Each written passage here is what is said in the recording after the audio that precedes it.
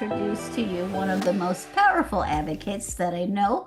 And I've known Wendy since like the early 2000s, and I've seen Wendy just grow so immensely over the last couple decades. She's gonna run for something. So Wendy is gonna tell you a little bit about her journey. But Wendy is an RSN board member. She's a brilliant educator for the Lupus Foundation. Oh God, I don't want to get Foundation of Lupus America. Foundation. And she also she's a master's in public health, master's in education. This girl is smart. And she did it all while being on dialysis and getting a transplant and navigating care. And today she educates other people because her diagnosis introduced her to what she wanted to do for a living, and that is to educate people who have lupus but get kidney disease. And Mhm. that's what she does now. So I'm very excited to introduce Wendy Rodgers, a very dear friend and confidant on many occasions, and wicked sense of humor. So, Wendy Rodgers, please welcome her. Hi, everybody. Thank you so much, Lori. I just love and appreciate you and always am so honored and humbled to be here because everybody, I am the recipient of the touching work that Lori did in my own journey. I had kidney failure due to lupus. And for about 4 to 6 years, I didn't even want to talk about kidney disease. I was in my late 20s and this just really blew me out of the water. And I remember finally deciding to go to an RSN event to just be in the room with people and at least just listen. And I found myself at the front in the corner where I said I wasn't going to say anything. And I am a talkative person, but I just didn't even want to talk about it. I laughed the whole 2 days of the event and met so many amazing people. So I've been in the community ever since. And so if this is your first RSN event or first time in the community, I want to welcome you and thank you. And for all the people who have been on this journey with us, thank you too. You know that Lori is such a bright, shining star and can encourage you like nobody else. So, and she's so creative. I always envy that. I'm the one that buys the stuff. I just went to the Studio Hope and donated and left with a big bag of jewelry. So I encourage everybody to check it out if you haven't been. Okay, so I'm going to get started here. And I'm going to be talking about your portal. And I know this is going to vary for some people. Some people might not be in tune to their electronic health records or EHRs or know what is out there. And I want to encourage you to explore if you haven't. Utilize your portal. For me, I'm a Kaiser Permanente patient. So we have this, and this is part of the reason why I stick in Southern California instead of going back to Texas, because I love all of my doctors being able to see everything that's happening with me kind of in real time, and they can poke and prod and remind me to do things, and it's worked really great. So I'm going to touch on your portal, your power, using knowledge to advocate for your kidney health. And like Lori said, I am a kidney recipient. I just celebrated my 16th year, but I also sat in a dialysis chair for 9 years. And that was a whole nother family and experience. So I hope that you feel inspired, and I'm very open to questions. If you want to pop them in the chat box, you can. And I also want to say hey to my friend Tamika, who is one of our um, lupus warriors who also does support for the kidney community, the LN community. All right, so let's begin. So we know that kidney disease is a hard journey for you. Sometimes just hearing the words or getting the news. I went to a birthday party yesterday and I met a woman who is at the beginning of her journey where she has to begin thinking about her options for dialysis. And, you know, one of them was not to do it. And that's an option too. We recognize that. And so the beautiful thing is there are a lot of options when you're faced with kidney disease. And so I'm just going to highlight the personal health portal and how you can use it to take charge of your own care and be proactive. So what is a health portal? It's basically a 24/7 online tool that houses your medical information.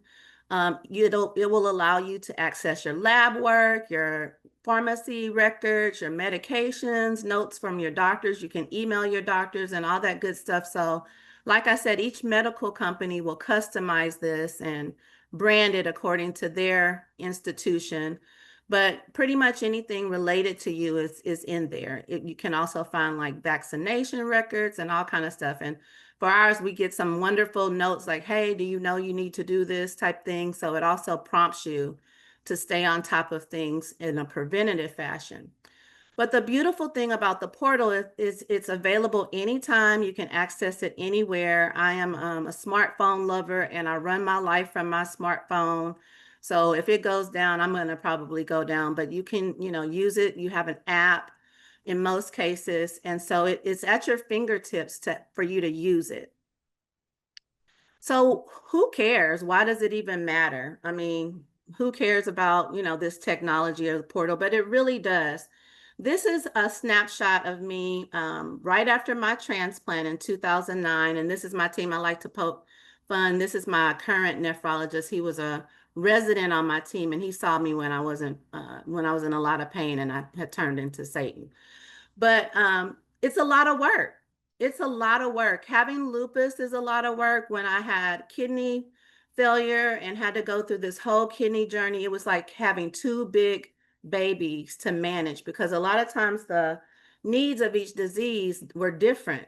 And so this can be an overwhelming journey. And when I walked out of the hospital the first round, after having kidney failure, going into dialysis, I walked out with 24 different medications. I needed to take them at different times. They had all their instructions. And thankfully, I had a mother that came to help me. And we had an Excel sheet to just kind of go through. And so having someone on your team is really important. But to walk out, I needed to know how to take all of this medication to protect my amazing gift of life. And so this is why having a portal can be very beneficial to you in your health journey. So we know I was formerly a teacher, knowledge is power, and that's kind of how I started my journey. I just wanted to learn all that I could because number one, I really wanted to get a sense of what I was up against. For example, in with the diagnosis of lupus, I had never heard of that. I didn't know what it could do. And one of the very first things that happened to me was it attacked my kidneys and caused the kidneys to fail. And so when I got to the kidney world and realized, you got to know your labs, your numbers, your this, you got to know how to eat. It was just a lot. And so you want to be knowledgeable about your conditions and you want to be able to ask better questions. When you gain knowledge and you take the time to invest in learning, you can ask your medical community much better questions. And they love to see that because you need to be in tune. You can make informed decisions. For me, I will share right here at the beginning of my journey, I, didn't want to ask a lot of questions. I just kind of did what I thought I needed to do.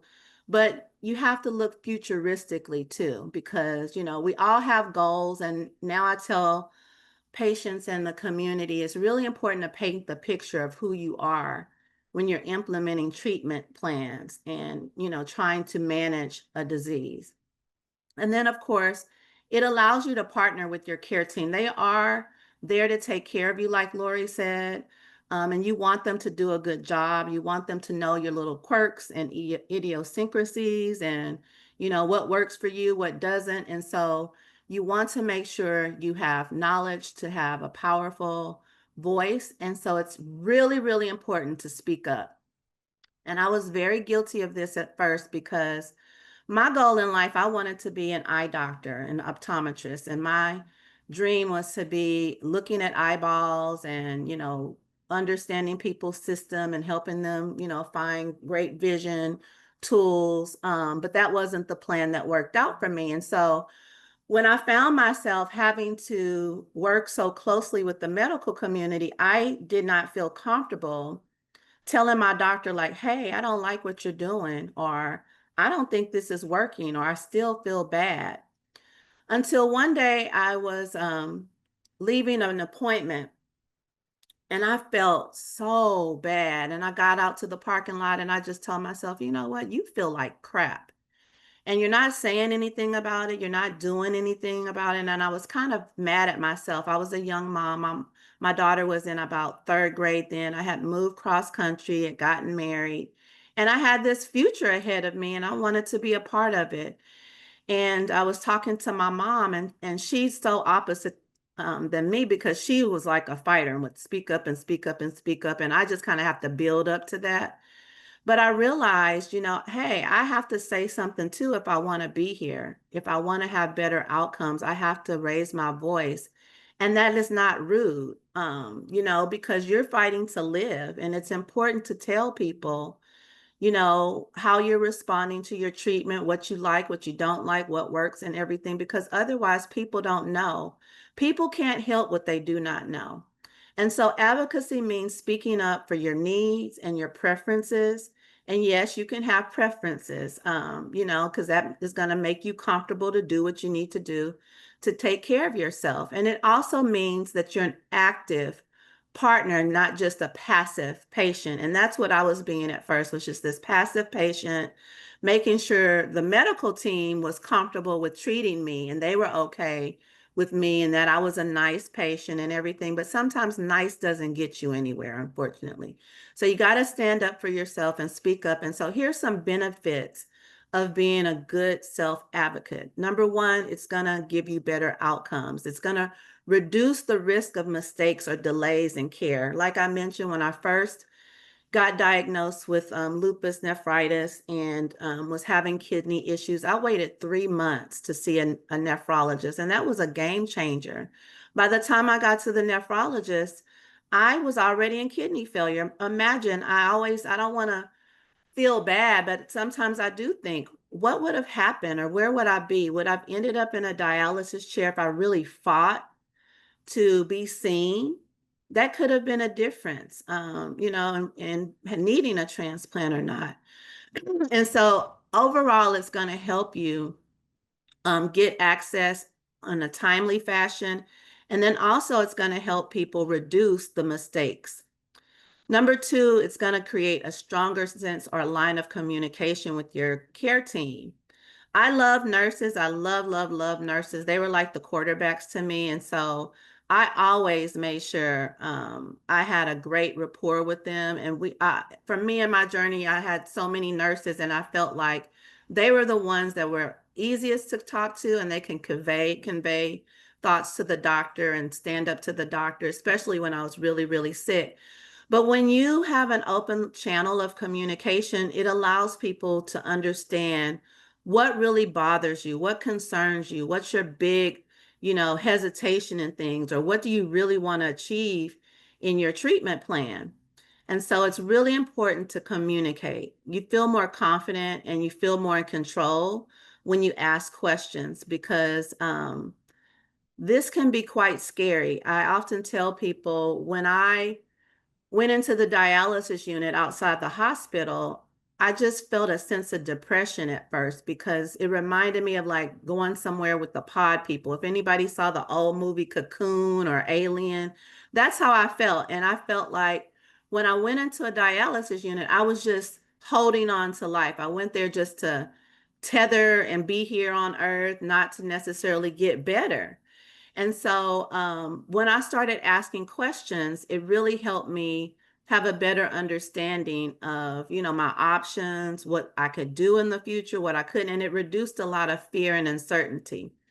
In the lupus community and at the organization I work at, the Lupus Foundation of America, our logo is a question mark because lupus is very unpredictable and can impact any organ system. You can be up 1 minute, down the other.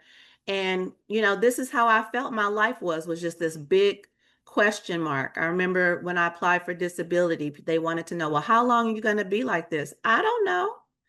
I don't know. I don't have an end date to kidney disease and sitting in a dialysis chair. So, building confidence was really important for me because I felt so broken and beat down, at first being in this predicament. And then personalizing your care is important. I really like to tell people different strokes for different folks. You definitely have to customize your care. Each one of us have been impacted by kidney disease or even lupus in some shape, form, or fashion, but we all have our own pathway that we have to walk.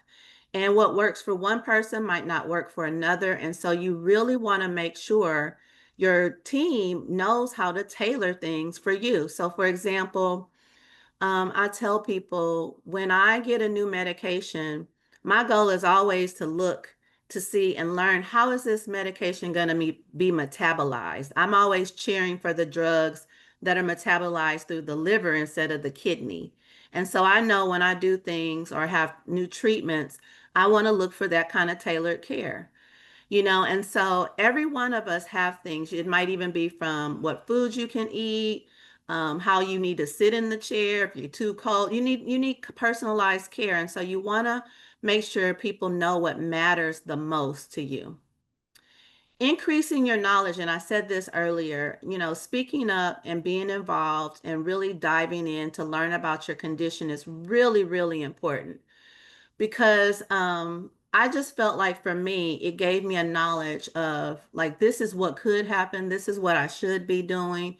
And so having that increased knowledge really encourages you to be a stronger voice in the room. It reminds you that you matter, and it also gives you the tools to determine what works for you. Better use of resources. When you become a self-advocate and you speak up, you'll easily find that you become privy to things that most people who don't might not know, like the support groups, like RSN, like tools that could help you maybe with, financial aid or finding work or helping you apply for disability programs and services, tools that you can use along the way to make life easier or benefit you along your journey. And so it's really, really important to be involved. Like I said, once I came to the Renal Support Network, it just opened up a whole new world, just like a portal, because I had so many people and tools and programs and services that I wasn't even aware about. And it really did inspire me to have a different perspective on life, that I could live life. And then there were things I just didn't know about that really, really changed my trajectory of how I lived each day with kidney disease. And then your mental well-being. Anytime you're living with a chronic illness, really just period living life, your mental health is very, very important. And it can be overwhelming, and it can really do a number on your stress level, your frustration level, and being in tune and advocating and just really opening up about that is really, really important because it can reduce stress and frustration when you speak up and you make sure you know that you're being heard. It just is a weight that kind of rolls off when you know, okay, my doctor now knows that this is a problem for me, or oh, they know that I really want this. So it reduces your stress and overall gives you a better sense of well-being. And then finally, building a strong support network is really important. It's really important to teach the people in your life and your loved ones or the people who are going to help you on this journey how to take care of you. I let people know it's like the five love languages. Everybody has their way that they feel like they've been helped. I'm not really one of those people. I don't necessarily need like, oh, you can do it. Go, go, go, Wendy, go. I'm thinking, okay, I feel really tired and a little wiped out. Maybe could you take out the trash? I feel loved that way. And that seems kind of mean, but you need to let people know what is really helpful to you. How do you really feel supported? Do you feel supported when someone goes with you to the doctor's appointment? Do you feel supported when somebody just comes to sit with you or brings you, a meal or what is it? What do you really need to be supported and overall feel like someone has your back? And so these are the benefits of advocating for yourself. All right. So getting back to the portal, what can you do in there? And there's a lot of great things. And I've actually kind of love to be in the portal and just look at things and browse around because it actually helps me learn a lot more about myself than I know. And so when you look in your portal, you can definitely see your lab results and you can track changes. Sometimes there's even infographics and charts. Every time I go to the nephrologist, I have to do my labs like a week in advance. And so I get all of the results before I even go to the appointment. And I've clicked on every single one to read and see where I am with the chart and what the numbers are. And, there's some you're really looking like the creatinine. That's like my first click. I want to see where that is. And so being able to recognize your labs and what they are in the portal, you'll also see that they will explain what those labs are for. And that's just as important as having the labs, is you want to know what's being tested, what's being looked at, where things are going. Are you moving in a positive direction? Are you still struggling in an area? And so it's important for you to track your changes over time just as much as your medical team. It'll allow you to review your medications. And I'll have to tell you, every time I go to the doctor, we have to do this. And it's kind of like I'm sitting here like, oh, this is such a long list. I don't want to do it, but it's really important. I just did this last week at an appointment where the nurse and I was at my primary care physician and I was getting an annual checkup, and we had to go through all of the medications to make sure they were up to date, the dosages were correct. I had to say if I took them or not, what fell off. And so the chart is now up to date. So if something happens to me or someone has to read my information, they know they're getting the most up to date information of where I am now. And so it's just as important for you as your medical team to know this information. And for me, I was kind of nerdy. I like to know what the medications were for, the side effects. I have friends that say, if I'm going to get a medication, I'm going to have the side effects, and they like to zoom into that. But you want to be knowledgeable about the clinical tracking and the medications you take. Doctor's notes, you can check what your doctor has noted. I love the after summaries, after appointment summaries, which gives me a great snapshot of me, the basic vital signs, the plan, or the things I need to do. There's notes in there to remind me if there was an instruction that I needed to do, or physical therapy I needed to add, what have you. And so that's a good way for tracking everything, because like I said, you probably might have multiple things to track or whatever, but it also keeps you in tune to what the doctor has noted out for you, and you can remember it. A lot of times when I leave out of the appointment, I'm thinking, oh, I'm free. I want to go shop a little bit. So you can go back to that on your own time and go back through what was talked about in those appointments. You can schedule, change, or cancel appointments in the portal. I love this too, because sometimes waiting on the phone, I don't have that much patience, but it's nice to be able to do that. One of the features I do like in my portal too is when I do have an appointment, I can do the option to scan a barcode at the kiosk, or I can text and say, hey, I've arrived. I'll be up in a little while. And that's a wonderful way to check in. I can also pay my copay ahead of time. So I skip lines and just walk right in. And that's really been a nice feature too, where I don't have to wait in line or anything. You can request your refills. You can request appointments. Say if you need a specialist, you can send your doctor's messages. One of the things I really, really love is the ability to take pictures too of things. With lupus, sometimes things come and go, and then you look kind of crazy because a symptom has shown up, and then by the time you get to the doctor, it went away, and you're like, no, it was really there. You can take snapshots of things and send it to the doctor so that they can look at it and see what you see. And so I love that feature too. And so keeping that open line of communication, I like the email. They can email me back and, get that personalized care in a much timely fashion.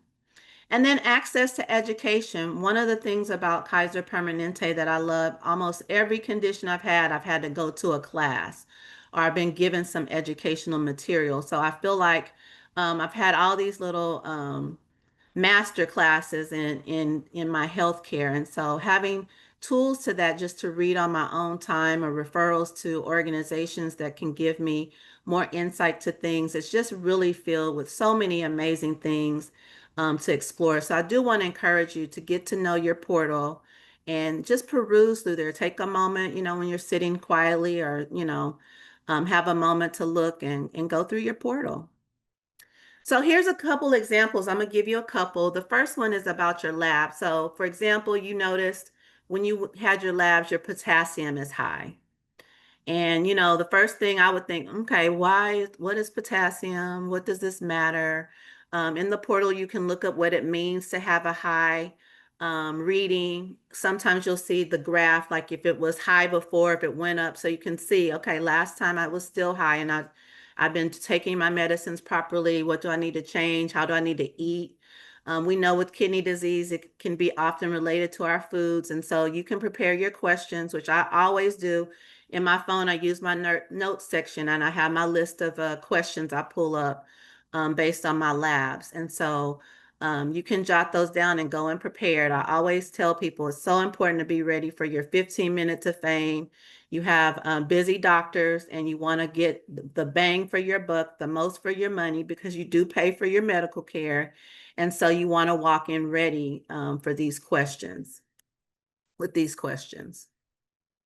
Medications. And like I said, I take a lot of medications, a lot of pills, especially in the morning. I always say I have to have a pill breakfast. So it's hard to track these sometimes. I even have a note in my, have a list in my phone, just in the notes section that I can text or send to people. And Lori made a good point too, that it's also important to give people access to your portal to allow them to help you track things. So here, for example, you check your medication list and you notice there's a drug on it you no longer take.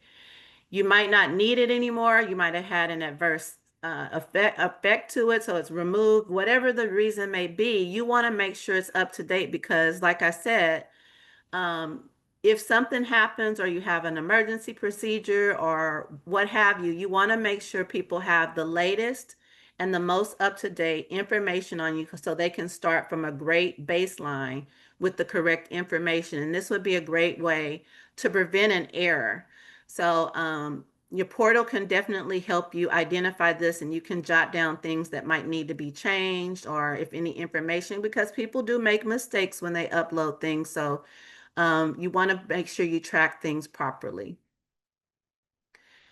Here's a few tips I'd like to leave you with utilizing your portal. Log in regularly. I have made this a habit, not just for when I have my labs done, but I also like to just go through there and see where I am. I also order my prescriptions through my portal, and we have reminders for, you know, when it's time to order again. So that's been very helpful, but I'll often go through and say, okay, when do I need to order things? Let me plan out what this is going to be. I also get great updates about my health insurance or benefits that are now available to me. And so not just for your immediate care, but just knowing what benefits and tools you have through your medical group is really, really helpful. Like one of the things I learned by going through my portal is now we have access to acupuncture, or you can get discounts at a gym or things like that. So